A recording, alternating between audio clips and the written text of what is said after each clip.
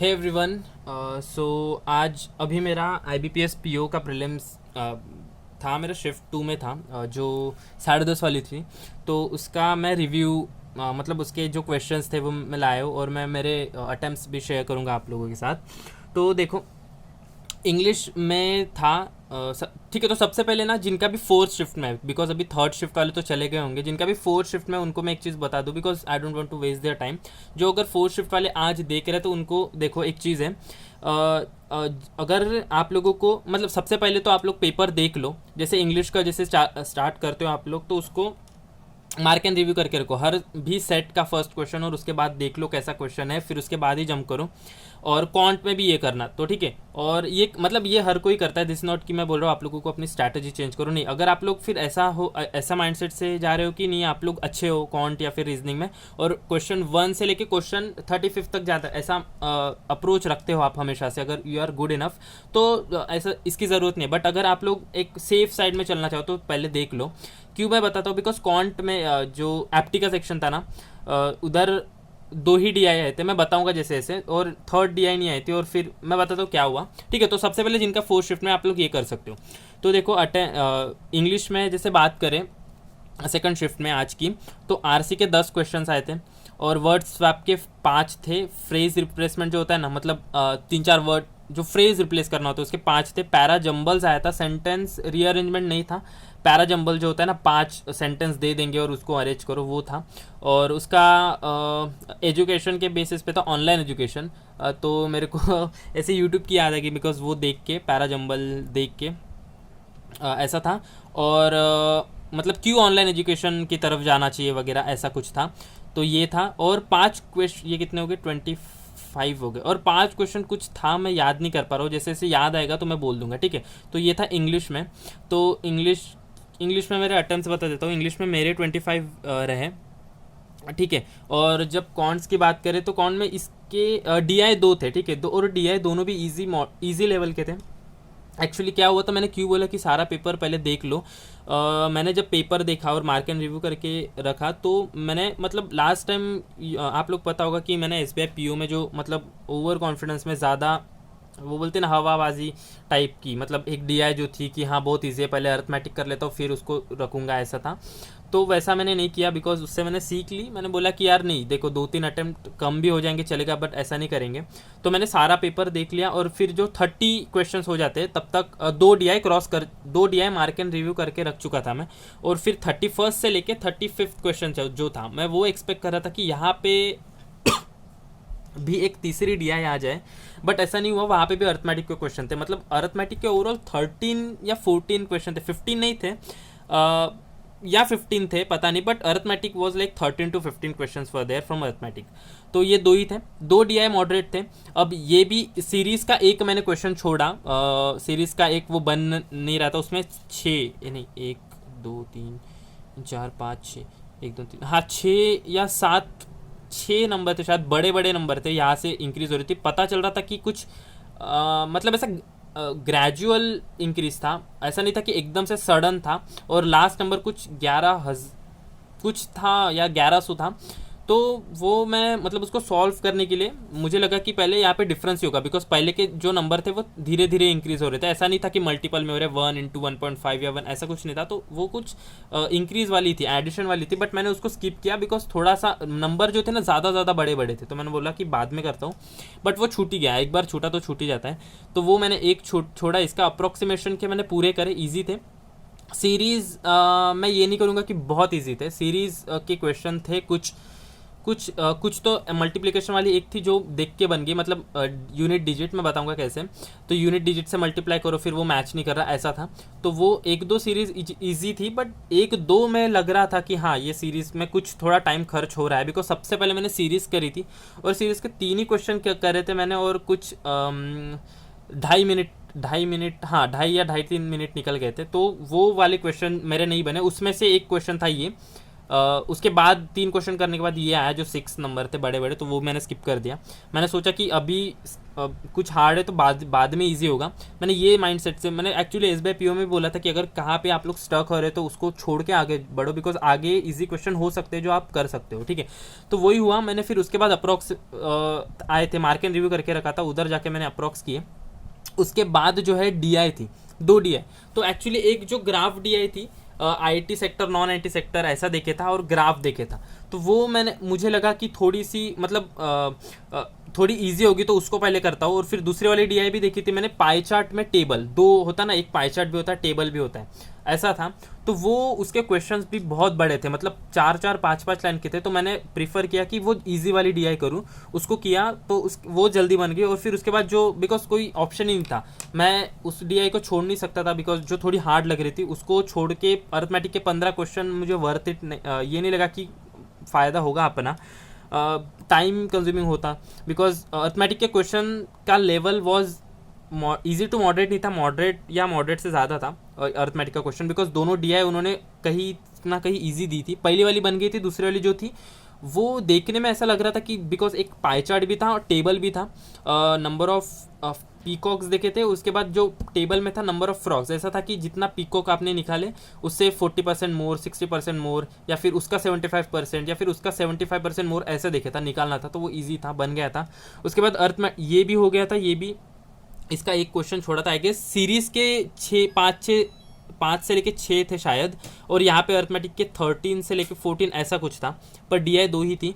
और फिर उसके बाद 2 डीआई करने के बाद ये जो किए थे मैंने, उसके बाद मैं अर्थमेटिक के सेक्शन पे गया और अर्थमेटिक के मैंने 2 या 3 करे आई गेस, 2 या 3 ही करे। और फिर मैंने 2-3 तो स्किप करे, बिकॉज 2-3 की मतलब क्वेश्चन इतने बड़े थे और मेरे पास कुछ 2.5 मिनट बचा था, तो मैं नहीं चाहता था कि बड़े बड़े क्वेश्चन करूँ, मैं छोटे छोटे देख रहा था। उसमें मैंने एक किया, एक मैंने रेशियो कुछ था ऐसा, वो क्वेश्चन किया, और दूसरा भी कुछ ऐसा ही था, मतलब इजी सा छोटा जो होता है ना बोनस टाइप वो किया।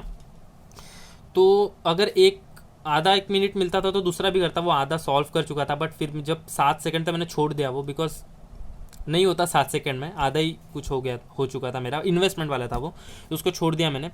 तो ऐसा करके मेरे क्वांट का मतलब ये था। और रीजनिंग का था, हाँ रीजनिंग में क्या, रीजनिंग में देखो, सॉरी इसके अटेम्प्ट बता देता हूँ, मेरे इसके 24 रहे, ठीक है। और रीजनिंग के भी अटेम्प्ट बता देता हूँ पहले। रीजनिंग में मेरे 27 रहे, बाद में इसको कंटिन्यू करेंगे। देखो अभी रीजनिंग का ऐसा था कि रीजनिंग में इनइक्वालिटी 3 थी, मिसलिनियस भी 3 थे, पजल 4 थे, ब्लड रिलेशन आया था 3 मार्क का, तो ये कितने हुए, 3 ये 929 हुए ना। और कुछ था एक ऐसा कुछ था शायद, मैं याद नहीं आ रहा है अभी, बट कुछ था, ठीक है। तो इनइक्वालिटी वॉज एकदम से एक ही लाइन वाला, इजी था। मिसलेनियस का मैंने एक किया, जो भी नंबर को सब्ट्रैक्ट वगैरह करना था। 2 नंबर दिए थे 6 डिजिट के, ऐसे 2 नंबर में से ऑड में से कुछ माइनस, इवन में से प्लस वाले, और दोनों में वो ऑपरेशन अप्लाई करने के बाद जो भी नंबर रिपीट हो रहे हैं दोनों नंबर में, उनको एलिमिनेट करो, और फिर जो नंबर्स बच रहे हैं, इसके भी जितने भी नंबर्स है और इसके भी जितने भी नंबर्स है, उनको ऐड करो और क्या आ रहा है वो बताओ, ऐसा था। वो किया मैंने। पजल के 4 थे या फिर 5 थे, रुक जा 1 मिनट, वो एक रो वाली हुई। देखो मैं पजल सबसे पहले गिना दे रहा हूँ, मुझे लग रहा है कि 5 थे शायद या फिर 4 थे, पता नहीं। तो पजल की अगर बात करूँ तो एक था 8 पर्सन वाला रो, ठीक है, ऊपर नीचे, ऊपर 4, 1 2 3 4, नीचे 4, और इनका वेरिएबल देखा था इनके साथ। तो ये पजल ऐसे मेरे को देखने के पहले लगा कि इजी होंगी, बट वेरिएबल था तो थोड़ा मतलब इजी टू मॉडरेट ही थी।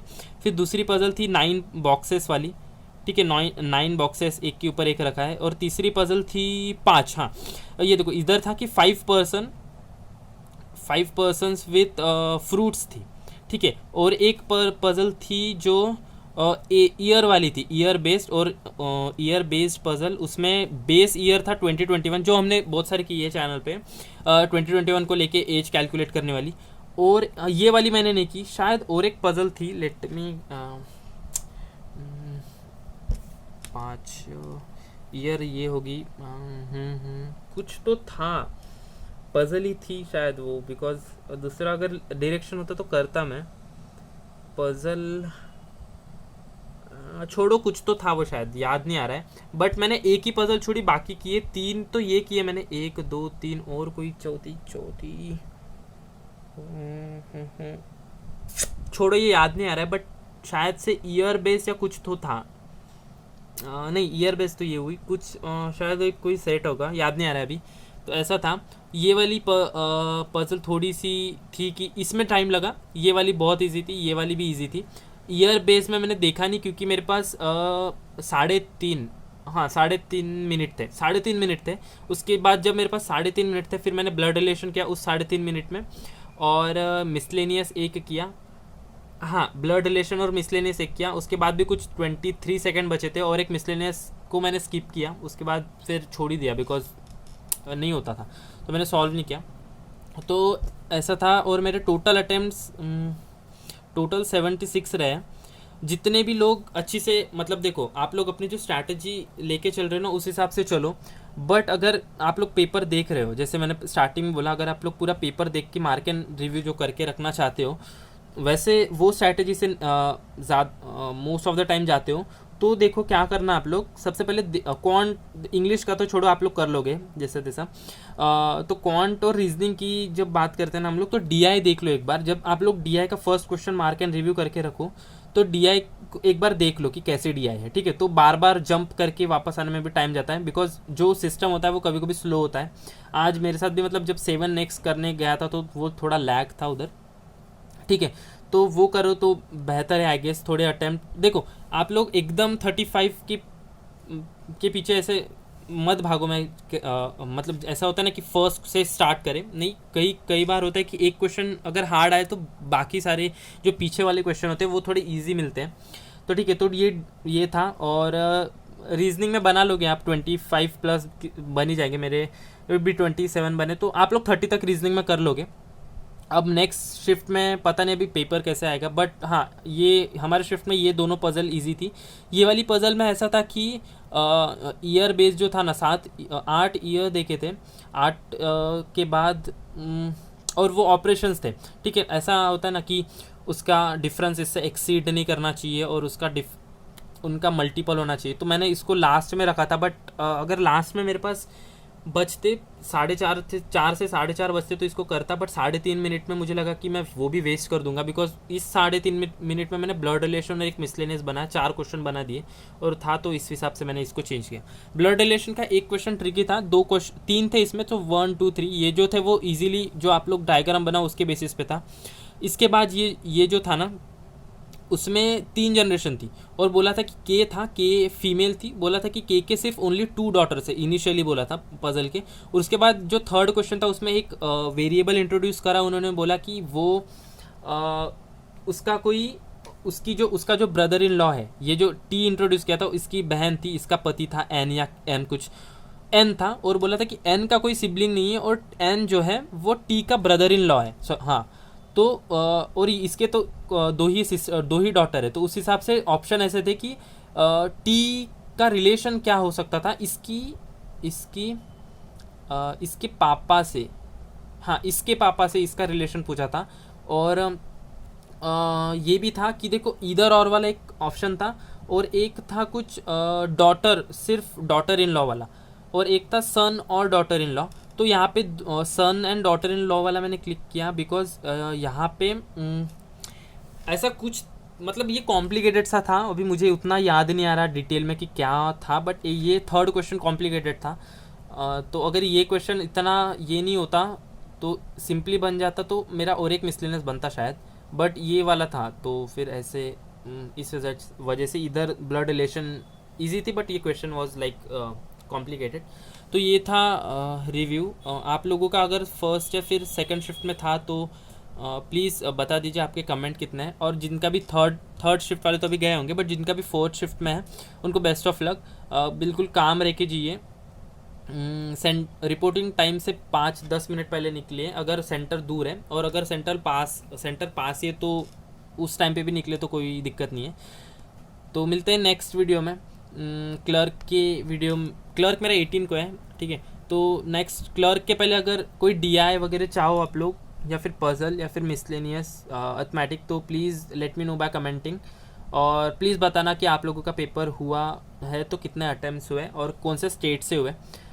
ऐसा एस बी पी यू के टाइम हुआ कि अलग अलग स्टेट में अलग अलग आ रहे हैं, ऐसे कुछ रूमर्स है या फिर ऑथेंटिक इन्फॉर्मेशन पता नहीं, बट मेरा महाराष्ट्र से था, ठीक है, तो मेरा महाराष्ट्र से था सेकंड शिफ्ट। ठीक है, तो मिलते हैं कल, या फिर जब भी अगर कोई डाउट आया तो आज वगैरह मैं शाम में अपलोड कर दूंगा, या फिर अगर कल मिलते कोई डीआई वगैरह करेंगे। तब तक आप लोग अच्छे से करंट अफेयर्स रिवाइज करो और दिसंबर की अच्छे से पढ़ो। मिलते हैं नेक्स्ट कल या आज कल या परसों, जब भी कोई डाउट या फिर वीडियो आए तो मिलते हैं, ठीक है, बाय।